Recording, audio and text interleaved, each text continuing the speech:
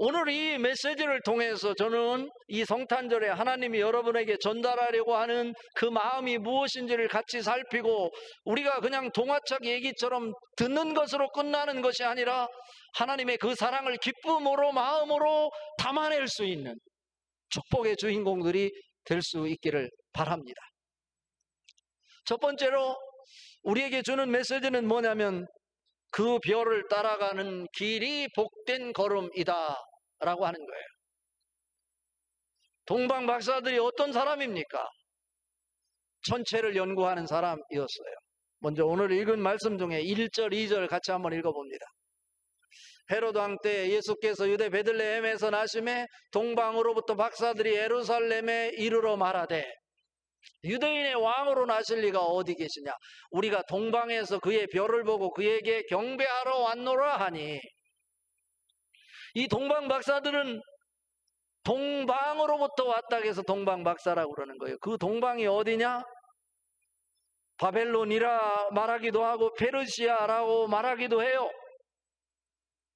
그들은 이방인인데 어떻게 별의 움직임을 보고 아기 예수께서 나실 것을 알고 황금, 유향, 모략을 준비해서 머나먼 길, 어딘지도 모르는데 정처 없이 별의 움직임 하나 보고 따라 발걸음을 옮겼다 라고 하는 것이죠. 이것은 다른 것이 아니라 그냥 보통 별이 아니라 별을 연구하는 사람으로서 수년 혹은 수십 년 동안 그들이 별 하나 연구하는 사람이었는데, 그들이 평상시에 보지 못했던 그 별의 움직임을 통해서 이 징조는 예사로운 일이 아니다, 하늘의 분명한 사인이다 라고 느낄 수 있었다는 거예요. 그러기에 그들은 자기들이 가지고 있었던 모든 것 다 내려놓고 별의 움직임에 따라 발걸음을 옮겼다 라고 하는 것입니다. 그들은 왕이 부재 중에 새로운 왕을 누구로 세울 것인지 결정할 수 있는 결정권을 가진 사람들이에요. 명예, 권력, 부를 다 누리고 있었던 사람이 당시의 동방 박사들이었어요. 그 별의 징조를 보고 바로 집으로 달려가서 가족 식구들에게, 내가 지금 하늘에 사인이 있기에 내가 당신들을 당분간 떠나 있어야 될 것 같소. 이게 바로 뭘까요? 대가예요. 하나님의 뜻을 이루기 위해서는 그냥 이루어지는 것 아니에요. 대가를 치를 때 하나님의 뜻을 이룰 수 있는 거예요. 가족과 같이 있어야 될 사람이 가족을 떠나야만 되는 대가를 지불하면서 그들은 별의 움직임을 따라 머나먼 길, 목적이 정해지지도 않았는데 그 별을 따라 걸어갔다라고 하는 거예요. 그렇다면 이 동방 박사들은 이방인들이었을 것인데 어떻게 별의 움직임을 통해서 예수가 탄생할 것을 알았을까? 오늘 마태복음을 기록한 마태는 6절을 통해서 구약 성경을 인용해서 이렇게 기록하고 있어요. 6절 말씀 같이 한번 읽어봅니다. 또 유대 땅 베들레헴아, 너는 유대 고을 중에서 가장 작지 아니하도다. 내게서 한 다스리는 자가 나와서 내 백성 이스라엘의 목자가 되리라 하였음이니이다. 이것은 구약 성경 미가서 5장 2절을 인용해서 기록하고 있는 내용이에요. 미가서는 언제 사람입니까? 예수님이 탄생하시기 700년 전에 살았던 선지자예요. 특히 북이스라엘과 남유다를 향해서 장차 메시아가 탄생될 것을 예언했던 선지자, 미가 선지자예요. 그리고 이사야 선지자, 같은 700년대예요. BC 700년대. 성경에서 이렇게 예언한 말씀을 누가, 바벨론이었든지 페르시아였든지 지금 유다 나라가 BC 605년에 바벨론의 느부갓네살 왕에 의해서 1차로 유대 백성들을 포로로 잡아가는데, 그때 귀족들을 잡아가는데 그때 누구를 잡아갔냐면 다니엘과 다니엘 세 친구를 잡아가게 돼요. 다니엘은 그때 나이 16세, 17세 청소년. 꿈 많은 그 젊은 사춘기 시절, 그는 그의 꿈이 그냥 이것으로 끝나버리는가? 무너져 버리는 줄 알았어요. 바벨론의 포로로 잡혀가서 나라도 없고 인권도 유린당하는 그런 상황 속에서 종으로서 강제 노역을 해야만 되는 그런 위치에 서 있는 다니엘.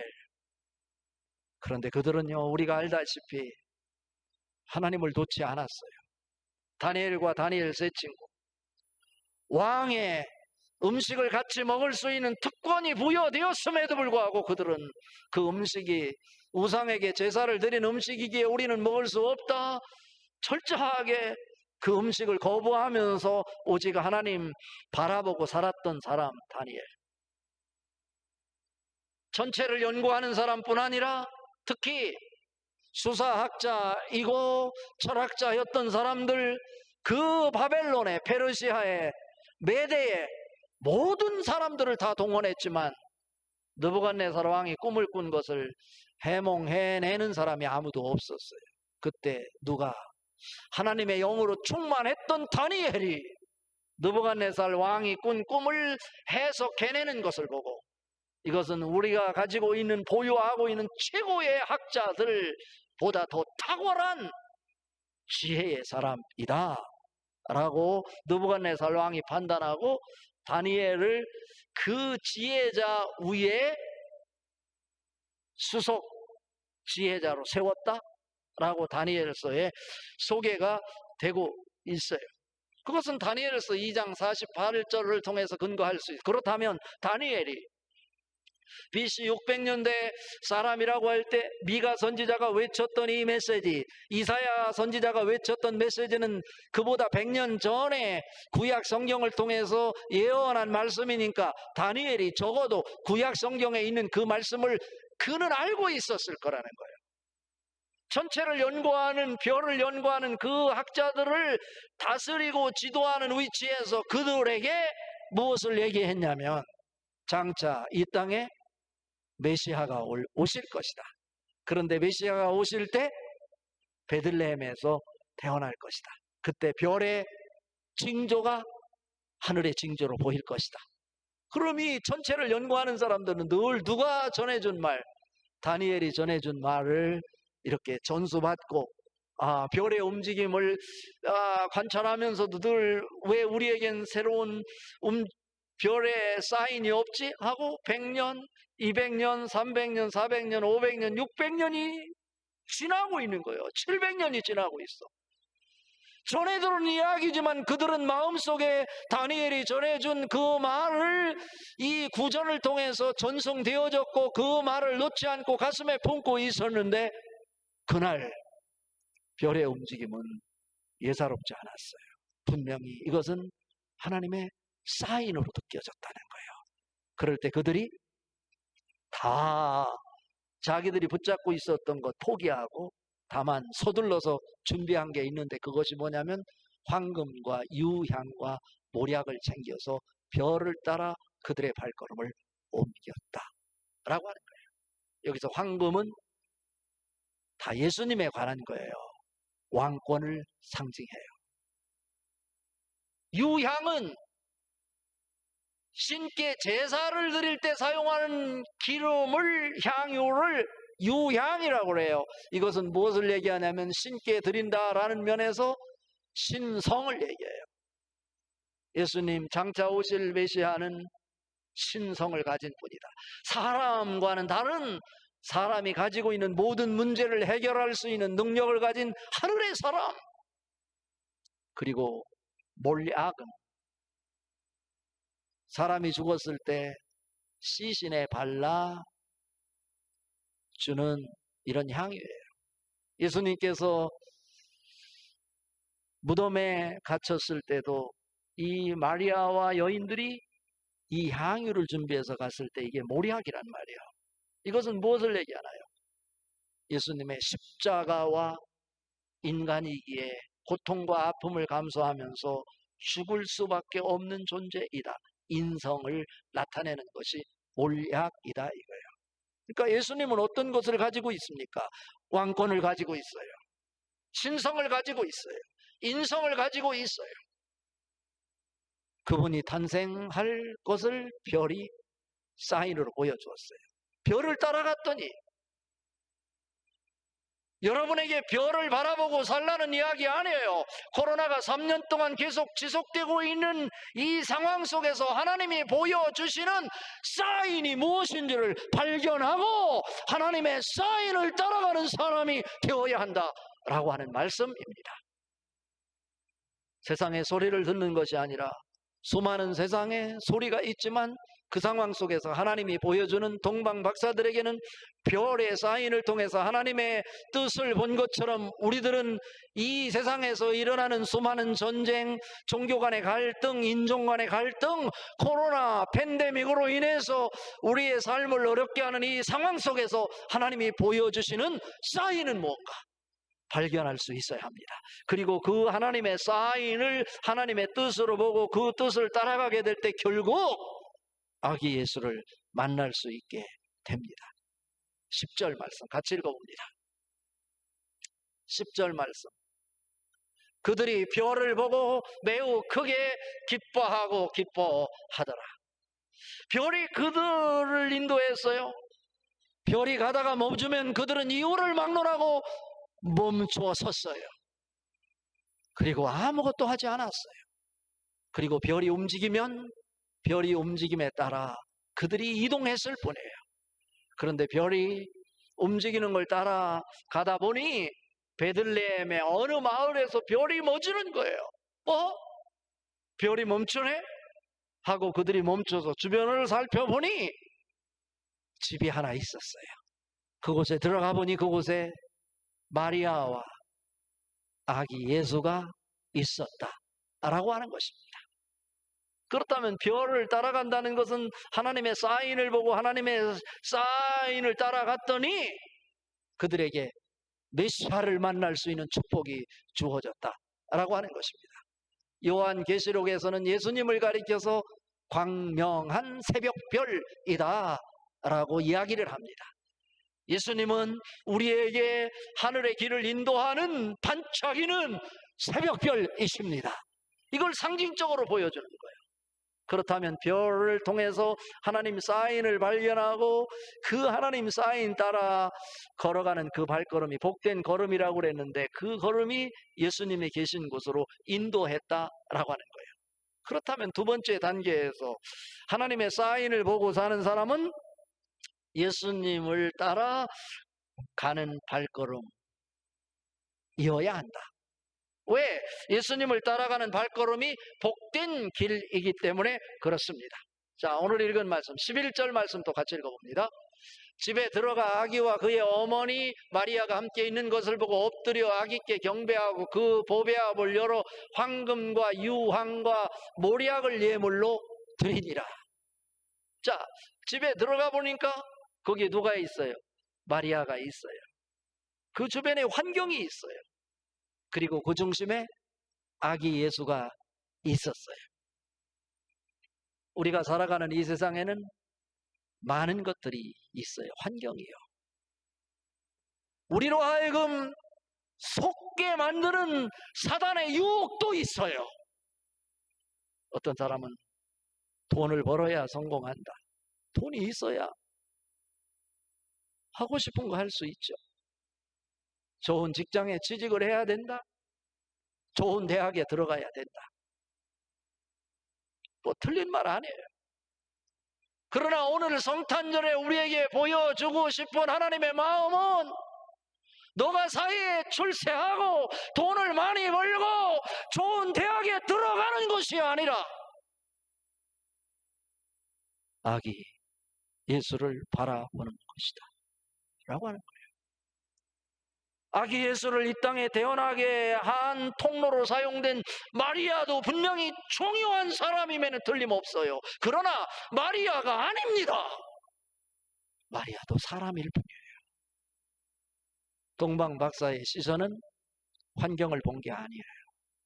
오직 아기 예수를 바라보고 아기 예수께 자기가 준비한 황금, 유향, 모략을 드렸다라고 성경은 기록하고 있는 거예요.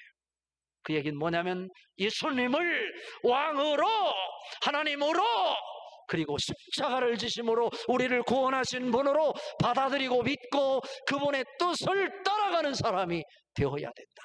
그것이 바로 행복의 길이고 복된 발걸음이다 라고 하는 것을 우리에게 가르쳐 주는 것입니다. 여러분은 어떻게 생각하시나요? 요한복음 14장 6절에 이렇게 말씀하십니다. 예수님이 직접 하시는 말씀입니다.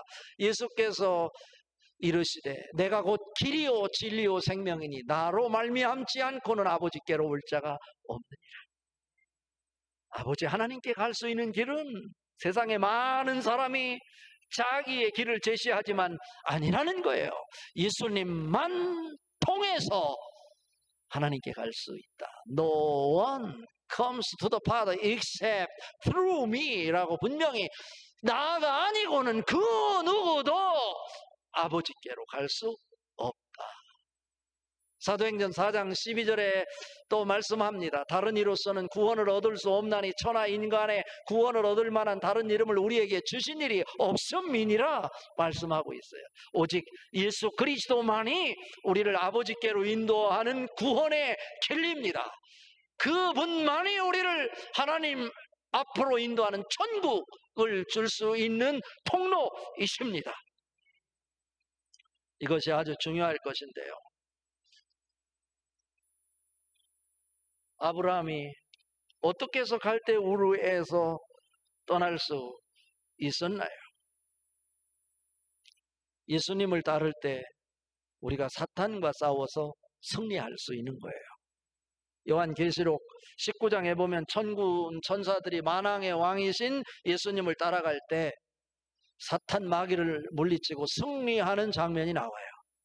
여러분에게도 예수님만이 구원이고 길이고 진리고 생명이라는 것이 믿어지고 그분 붙잡고 그분을 따라감으로 세상에서 승리하는 하나님의 사람들 될 수 있기를 바랍니다. 자, 오늘 결론은요, 그렇다면 예수님을 따라간다는 것은 우리 시대에 다른 말로 바꿔서 얘기하면 하나님의 말씀을 따라가는 것이 생명의 길이다 라고 하는 거예요. 오늘 읽은 12절 말씀 같이 한번 읽어봅니다. 그들은 꿈에 헤로데게로 돌아가지 말라 지시함을 받아 다른 길로 고국에 돌아가니라. 자, 그들의 별의 움직임을 잘못 보고서 베들레헴으로 가지 않고 예루살렘으로 들어가서 사람들에게 여기에 유대의 새로운 왕이 어디에서 태어나느냐 물어보니까 헤롯이 그 소리를 듣고 막 깜짝 놀란 거예요. 그리고 소동했다고. 그래서 헤롯 왕이 이 종교의 지도자인 대제사장과 서기관을 불러서 이런 이야기가 있냐라고 물어봤더니 그들이 이 오늘 6절에 인용한 이 이야기를 이야기해 준 거예요. 미가서 5장 2절 말씀을. 그랬더니 이 헤롯 왕이 깜짝 놀라고 그 동방 박사들에게 이렇게 말하는 거예요.